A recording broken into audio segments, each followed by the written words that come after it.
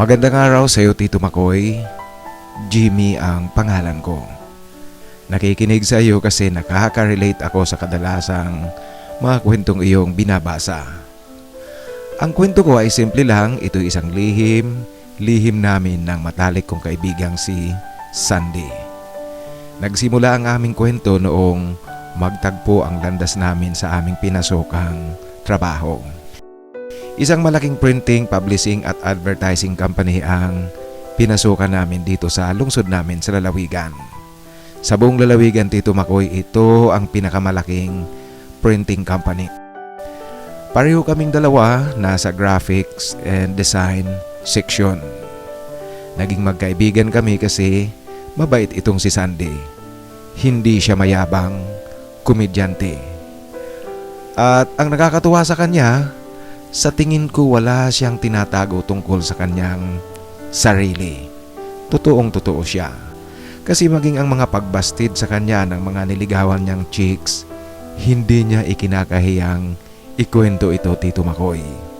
At alam niyo po, kung magkwento ito, kahit na anong bagay, kahit na anong kwento, palaging meron pang aksyon. Kaya naman aliw na aliw talaga ang lahat ng mga kasamahan namin dito kay Sandy.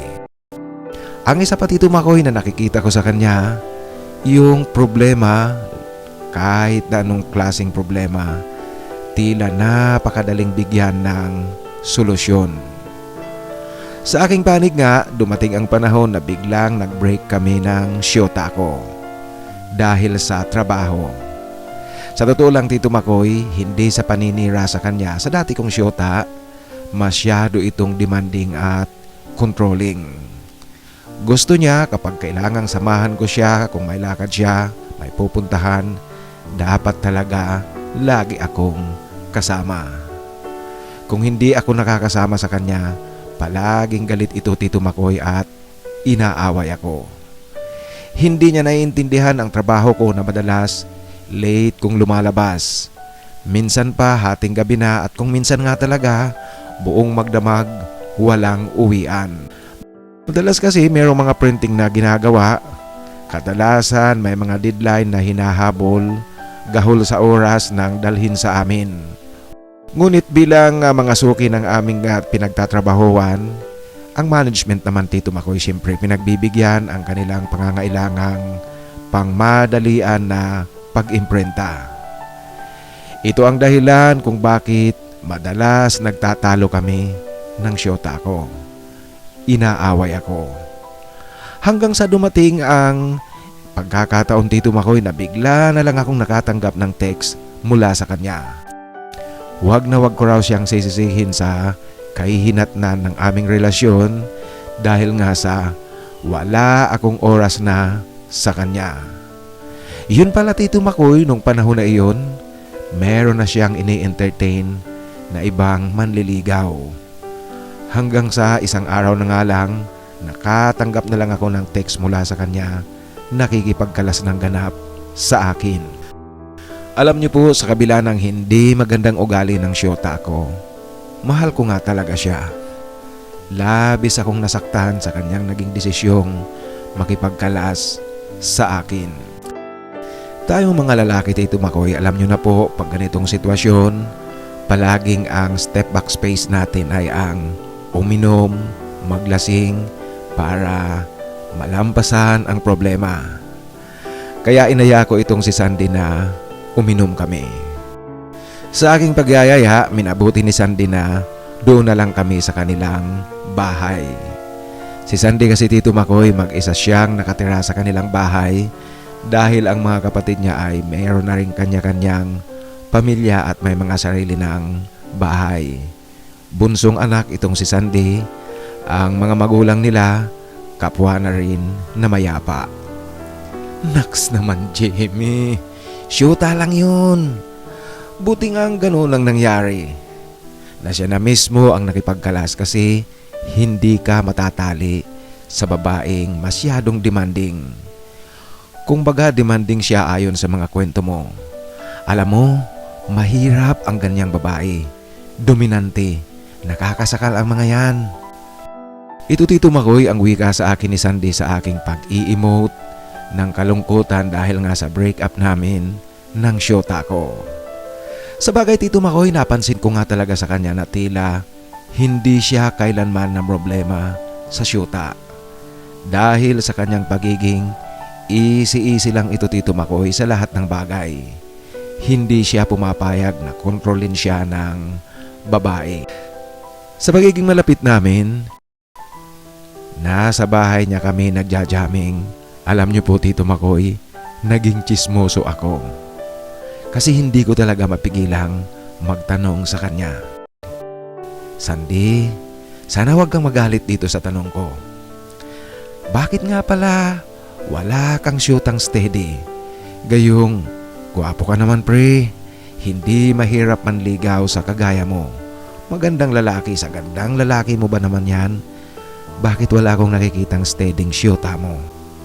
Iyan Tito Makoy ang napaka-personal na tanong kong may pagkatsismoso. Alam mo Jimmy, yan nga ang sinasabi ko sa iyo. Kung umibig ako, umiibig talagang ganap. Ngunit hindi nangangahulog ang isosoko ko na lahat. Babaguhin ko na ang sarili ko. Iiwasan ko na ang mga dati kong kasama alang-alang sa pag-ibig. Mali yang ganyan. Kung umiibig ako, gusto ko, tanggap ako lahat, ang buo kong pagkatao. Tanggap niya ng magiging syota ko. Lahat-lahat sa akin. Alam mo Jimmy, ako, meron akong sense of responsibility. Responsable ako bilang isang syota. Bilang karelasyon o maging padre di pamilya, responsable ako. Kaya lang ang ayaw na ayaw ko yung pagbabawalan ako ng kung ano-ano. Hindi po pwede yan sa akin. Iyan Tito Makoy ang tumatawang sagot sa akin ni Sandy. Paano ka nakaka-move on kung ganoon? Ito muli Tito Makoy ang tanong ko. Madali lang. Kasi sabi ko na sa'yo, hindi lang sa kanila dapat umikot ang buhay natin. Hindi lang sa babae gumagalaw ang mundo at hindi lang sa babae nagkakakulay ang mundo. Yan ang sagot sa akin ni Sandy Tito Makoy na tila nalito ako at naintriga sa kanyang mga kataga. Yung sinabi niyang hindi lang sa babae umiikot ang mundo at hindi lang sa babae nagkakakulay ang mundo. Pre, pakilinaw mo nga yung sinasabi mo. Anong ibig mong sabihin? Ito muli Tito Makoy ang malatsismosong tanong ko.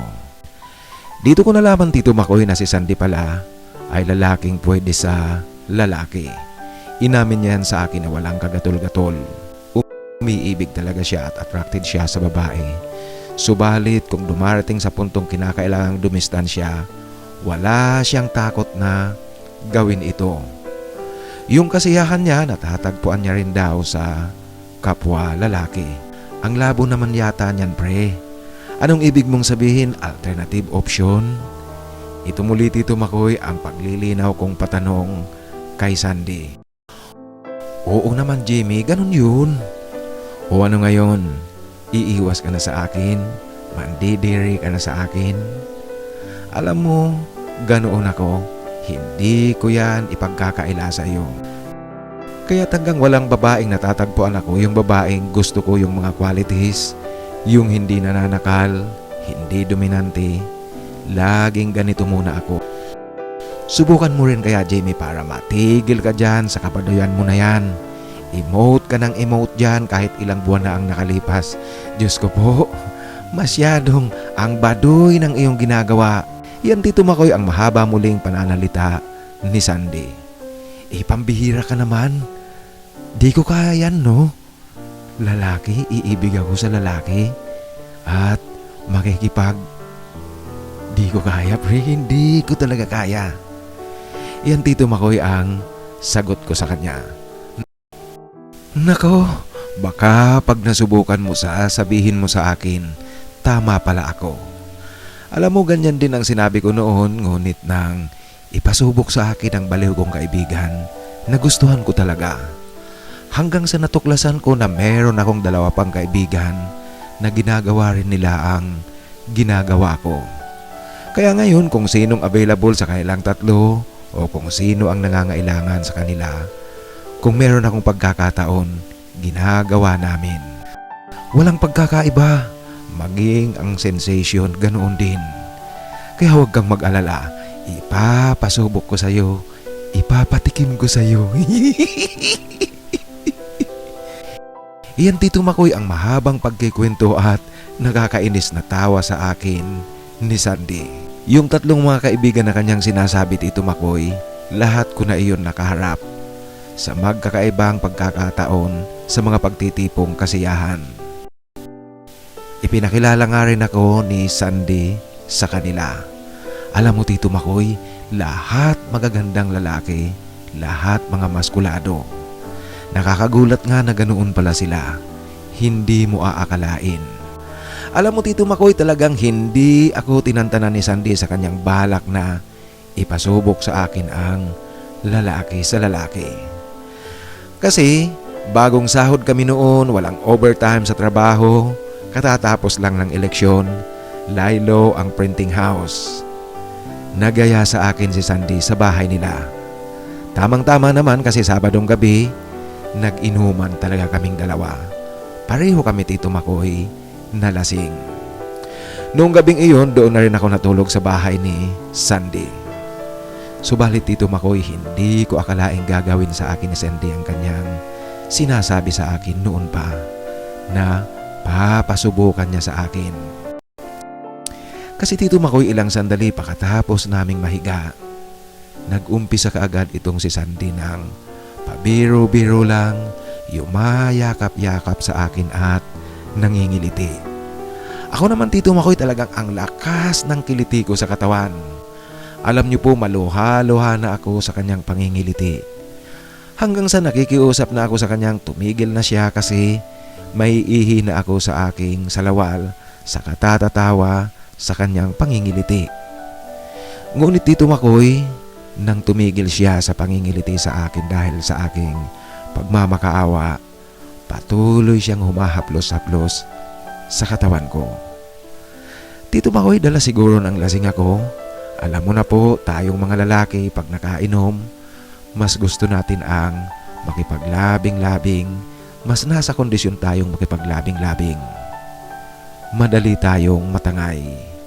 Yun nga ang nangyari sa akin.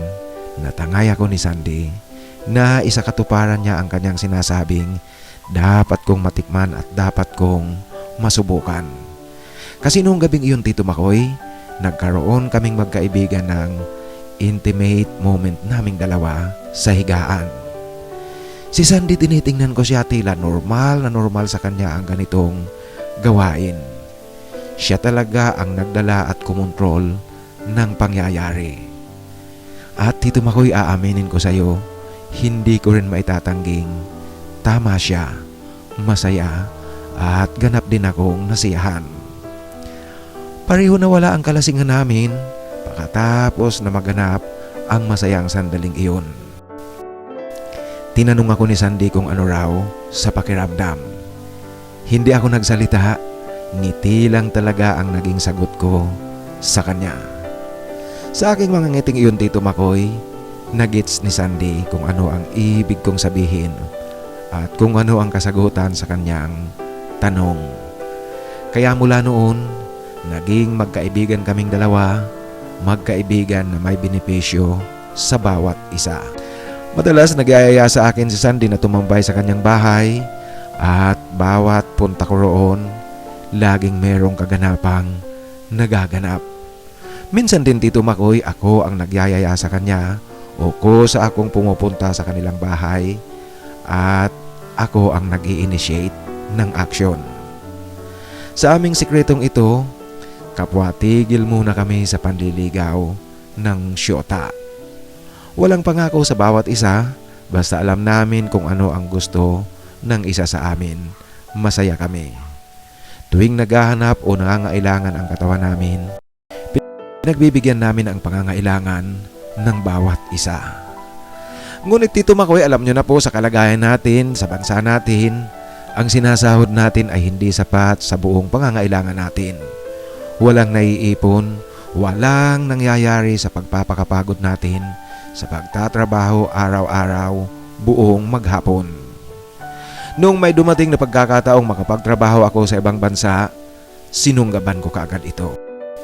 Napadpad ako sa Dubai, Tito Makoy, nakapagtrabaho sa isang advertising agency. Labis na ikinalungkot ni Sandy ang paghihiwalay ng aming landas. Bagamat sabi ko nga na ang lahat na problema sa kanya ay madali lang harapin at madaling lampasan.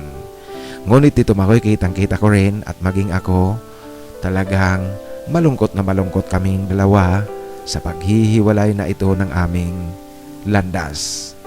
Noong panahon na iyon, hindi pa uso ang smartphone, mga analog pa ang cellphone natin, kaya yung komunikasyon namin ay nanatili lang noong nasa adjustment period ako. Text-text lang palagi, minsan naman tumatawag ako mismo sa kanya sa cellphone. Dumating ang mga araw, dumadalang ang aming komunikasyon, dumadalang ang text at dumadalang ang tawag. Hanggang Tito Makoy sa natigil ng tuluyan ang aming komunikasyon. Alam nyo na po noong panahon na iyon, Skype pa lang ang alam kong pwede kang tumawag na walang bayad. Subalit magagamit mo lang ito kung laptop o kaya desktop ang gamit mo.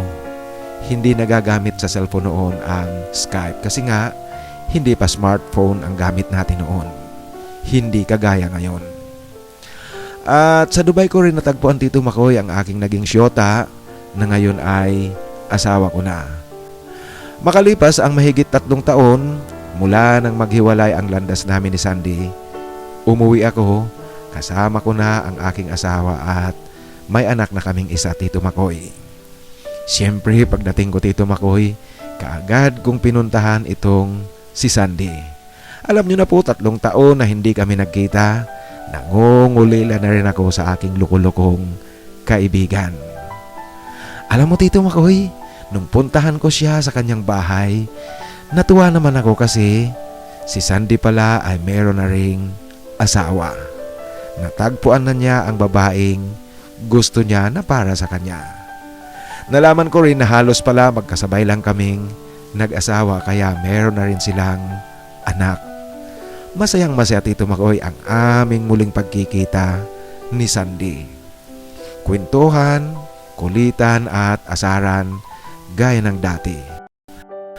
Alam niyo po, Tito Makoy, ang nakaraan naming dalawa ni Sandy sa kasalukuyan, masaya na lang namin itong inaalala.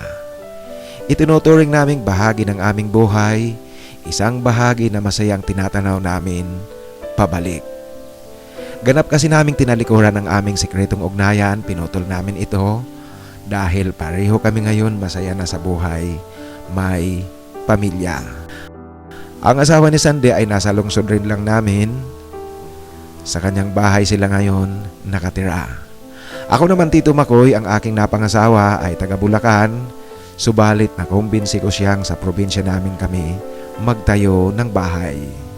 Bagamat hanggang ngayon nasa Dubai pa rin ako, ngunit ang asawa ko ay nasa Pilipinas na, nakatutok ngayon sa pag-aasikaso sa mga anak namin. Alam mo, Tito Makoy, ang nakakatuwa pa sa aming dalawa ni Sandy, baka po hindi kayo maniwala. Kasi pareho kami ni Sandy, 3 ang anak. Kaso, Tito Makoy, baliktaran ang sitwasyon namin. Ang mga anak ko, 2 babae ang panganay tapos ang sumunod ay babae rin, 2 silang magkasunod. At ang bunso ko ay lalaki, yung pangatlo kong anak.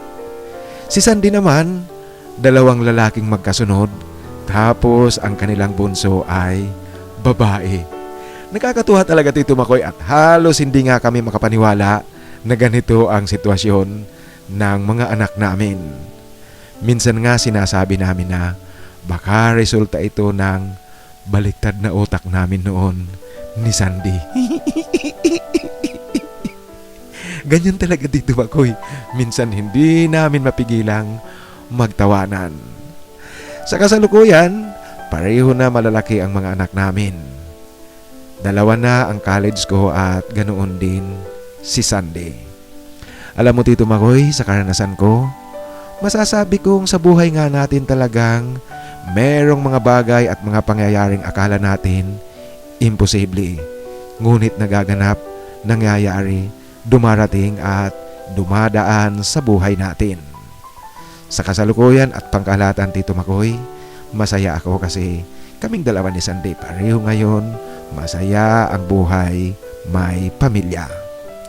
Hanggang dito na lang po, Tito Makoy, ang aking kwento. Sana po basahin nyo at piliin nyo ring ibahagi dito sa iyong channel. Ang iyong tagapakinig, Jimmy.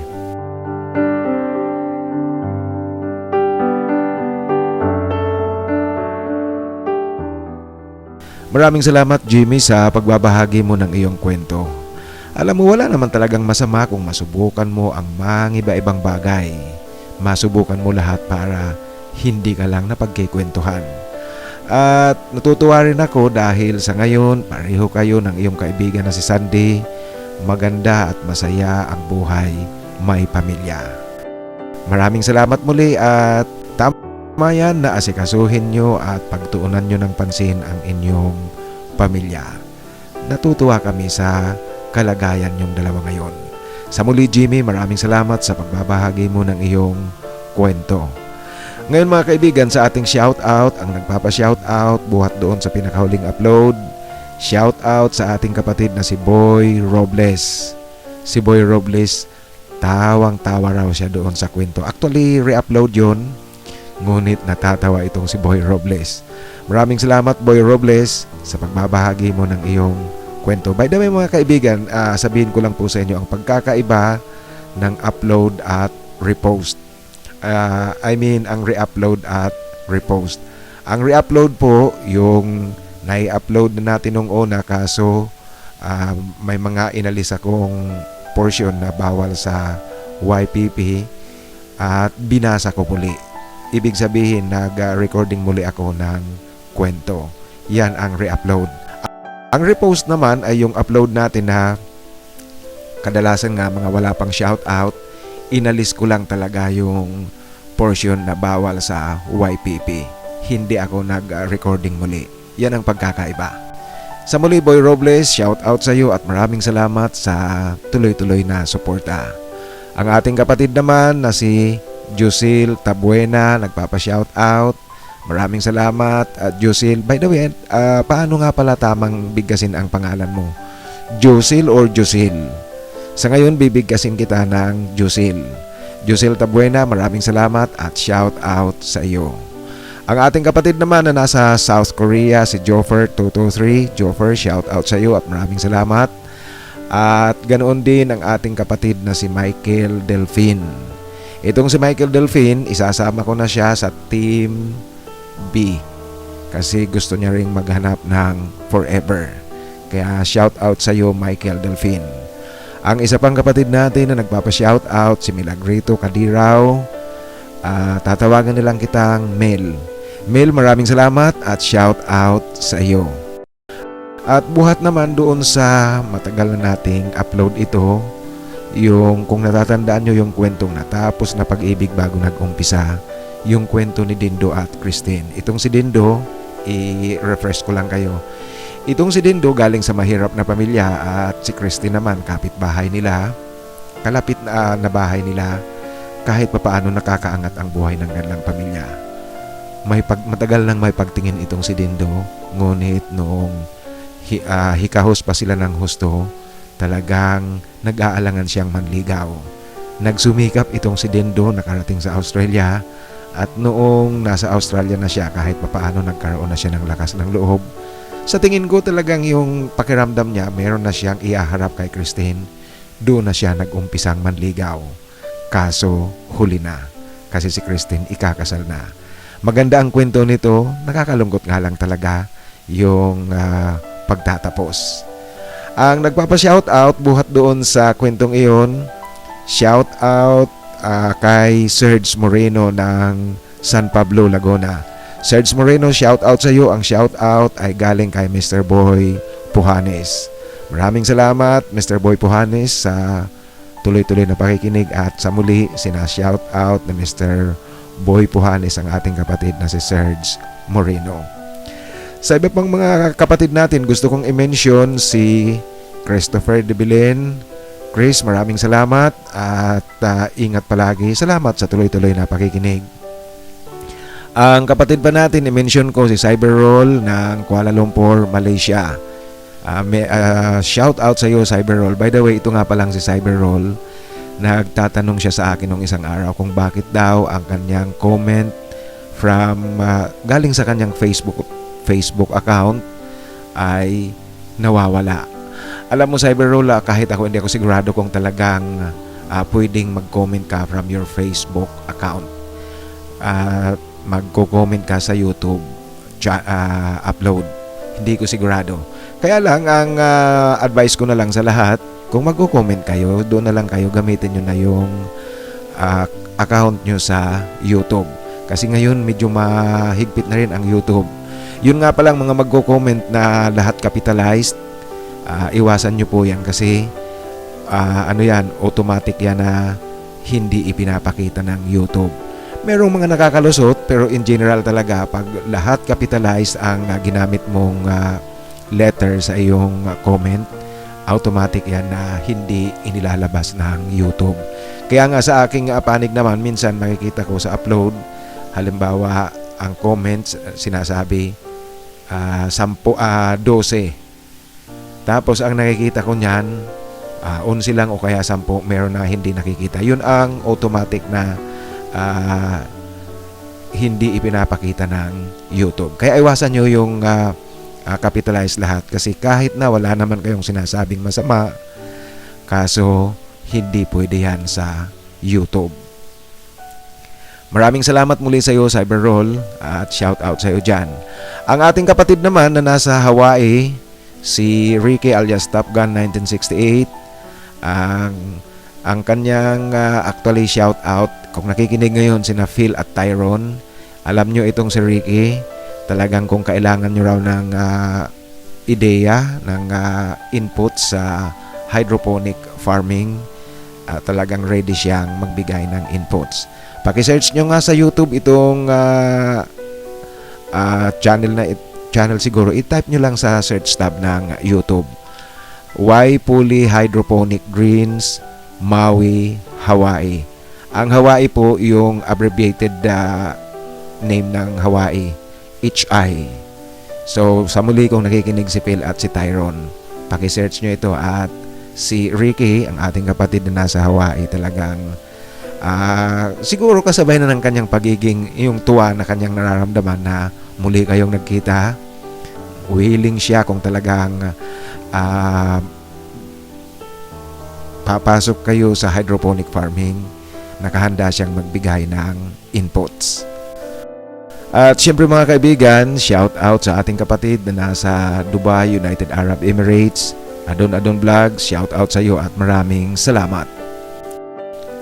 Ngayon naman sa ating mga hinahanapan ng forever, ang babanggitin ko ngayon ay ang Team B. Para doon sa mga ngayon palang nakikinig sa atin, ang mga pangalang babanggitin ko po ay naghahanap yan ng forever. Kaya kung naghahanap kayo ng forever, pwede nyo silang kontakin. Naghahanap ng forever, Alfred TV 888, John M7, John Inglaterra, Alvin Santiago, Rodney Kerubin, Filmer Borromeo at ang bagong member ng Team B, si Michael Delfin. Si Michael Delfin, siya yung ipinalit natin kay Robert Merapuente. Shout out nga pala sa iyo, Robert Merapuente. At sana manatiling matatag ang inyong samahan ng iyong forever. Lahat kami dito nakasamahan mo, natutuwa sa pagkakaroon mo ng forever. Sa muli, doon sa mga nais na magpa-shoutout, pakisulat po ang inyong pagnanais na magpa-shoutout sa pinakahuling upload para siguradong mabasa ko kaagad yan. Kasi kung nasa matagal ng upload, medyo aksidente na lang na makita ko kaagad yan. At sa mga nais namang magpadala ng kanilang kwento, ipadala lang sa aking email, titomarcos@yahoo.com. Sa inyo pong lahat, maraming salamat, ingat kayo palagi at sana sumainyo ang napakalaking biyaya galing sa itaas.